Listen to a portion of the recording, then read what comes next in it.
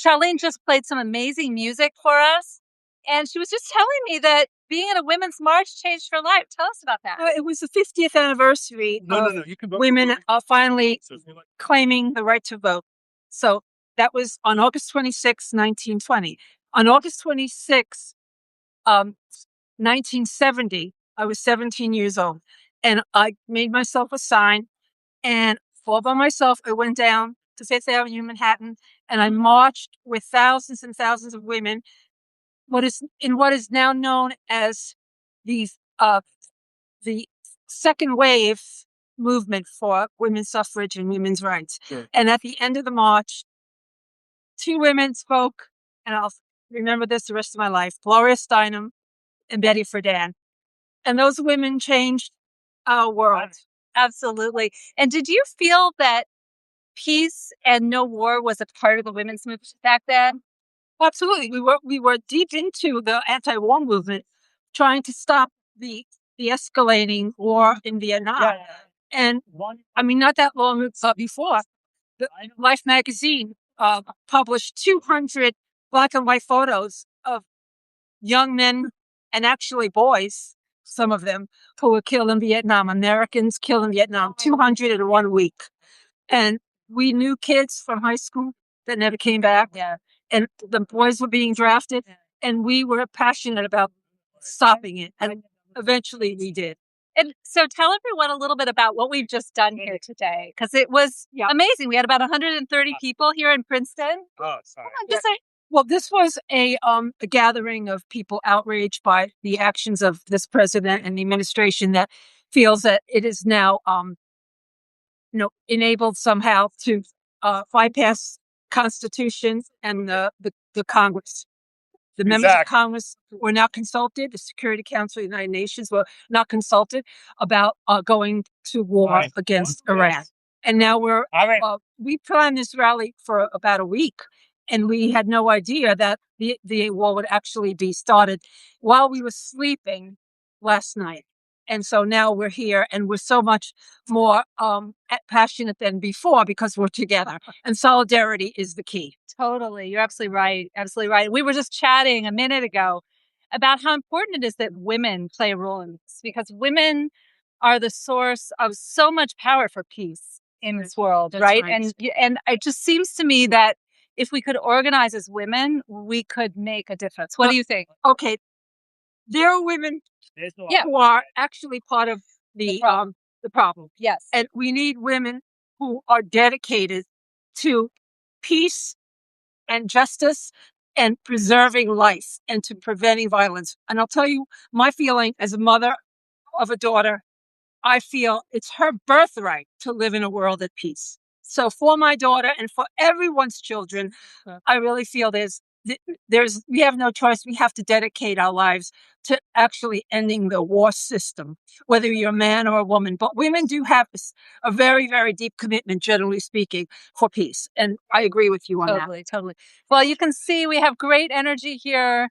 We've had a wonderful day, and it's important. So thank you so much. Thank you for what you do. You're amazing. God bless you. Goddess bless you.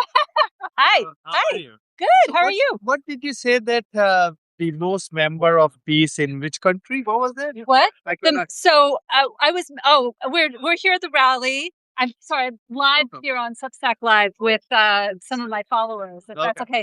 They were just asking me about a comment that I made. I was one of the speakers, and I was mentioning that of the organization Mayors for Peace, which is run by the city of Nagasaki and Hiroshima, and has over 7,000 cities that are members, just saying, forget the national governments. We're just going to go city to city. There are more cities in Iran that are members of Mayors for Peace than any other country. The next one is Germany. And then I forget who's next after. I'm sorry. Japan, and then Germany after that. Yeah. Great. So great. amazing. What did you all think of the rally? Tell everyone a little bit about what we did. What happened? What happened? Good.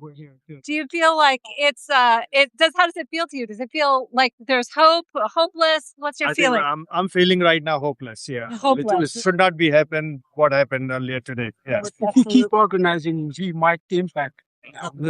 Absolutely, maybe. Well, it's good to be together. I like your comment about change. Yeah. We're here with Reverend Moore, who's one of the great organizers of this movement. Hard to see here, isn't it? Yes. In the sunshine. Let's see if we can get you so we can see a little better. Hi, everyone. So Reverend Moore is, in my opinion, one of our national treasures. He's someone who has been leading this movement for over 40 years. What did you think about today? I was very pleased with it. It's an honor to be organizing for this cause. Yes. And it requires all of us to come together and work together for peaceful change. And so that's what we were doing today. We need to educate ourselves, educate others. And as I said from the stage, we need to bring that information and that pressure on our elected officials. This is how democracy is supposed to work. Only Congress, under our Constitution, only Congress can declare war. So what the President Trump did earlier today or late yesterday, that was completely unconstitutional and illegal, and we need to stand together to stop that and to make our democracy work. Totally. And, Reverend Moore, I want to ask you, because you are, as a reverend, you must be an expert in hope. I try. And, sometimes I feel like it's almost calculated to make us feel hopeless. Like there's nothing we can do, right? It's already a fait accompli. It's already happened. It's too late.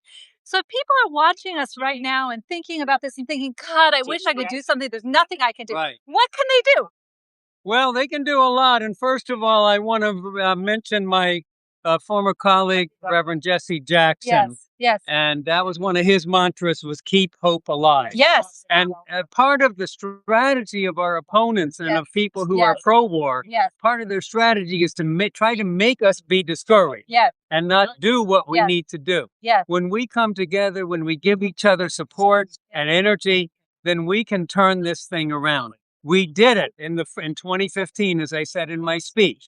We were working hard to have a diplomatic solution with Iran over the same issue. Is Iran going to get enough nuclear weapons grade material for a nuclear bomb?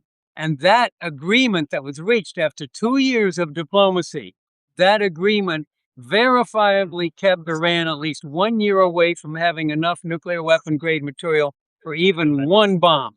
Now, when President Trump pulled out from that after partway through his first term in 2018, then Iran started enriching up to 60%. That's way too high. For a nuclear weapon, it needs to be 90% or more. So what needed to happen is for us to stop that. And Iran is now, we could build 2 nuclear warheads within 2 weeks.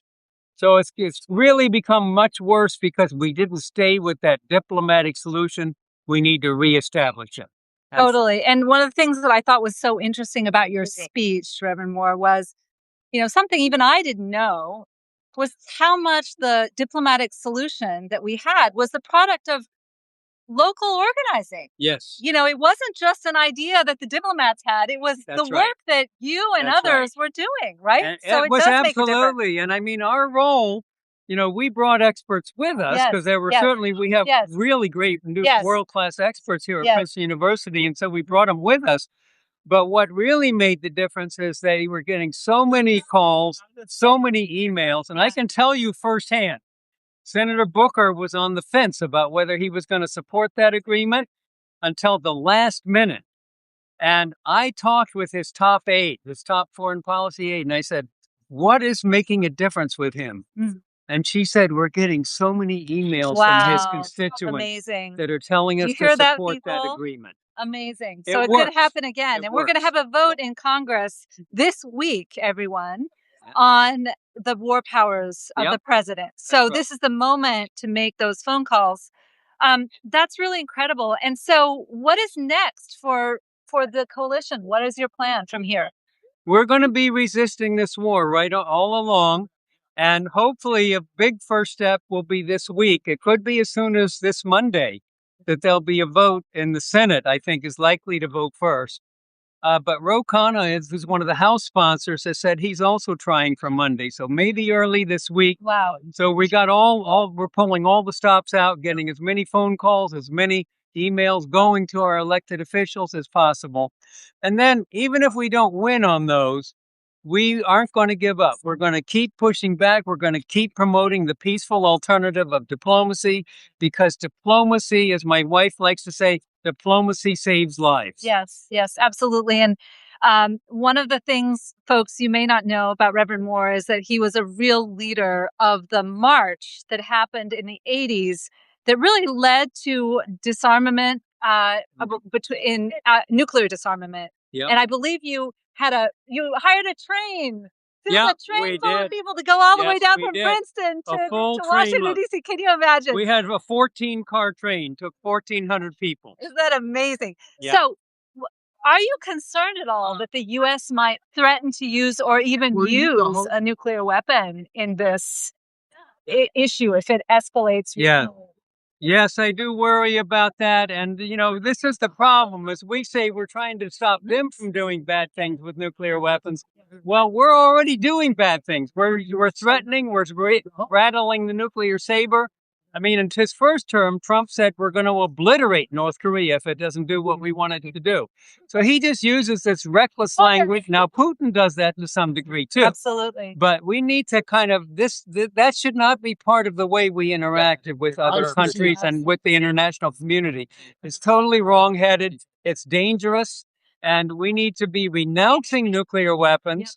We need to be reducing them again, as we did starting after that big march. We reduced them, and I want to say this for your listeners. You know how much we reduced the nuclear arsenal by? 85%. From the high water mark of 70,000, we're down to about 12,000 left now. That's still overkill, though, but it's progress. And they may be building up again, so Yes. we need to be vigilant on that. Yeah, But absolutely. so appreciate everything that you do. Thank you so much. It's an honor. To be continued. Yeah, honor. Well, this has been great, everyone. We had a really good discussion today.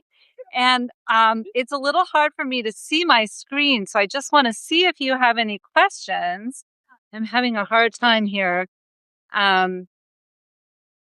Just to say, if you have any questions, thank you.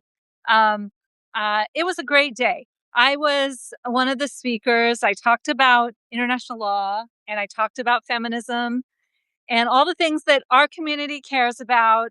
And it was great to see 130 people here, at least, saying that they care about this. I was a little concerned that the average age was a little older than I would have liked. I wish we saw more students out here. So we need to do more to get the younger generation with us. But it was a great start. Okay, everyone, love you. And thank you for all you do. And stay strong, okay? Bye.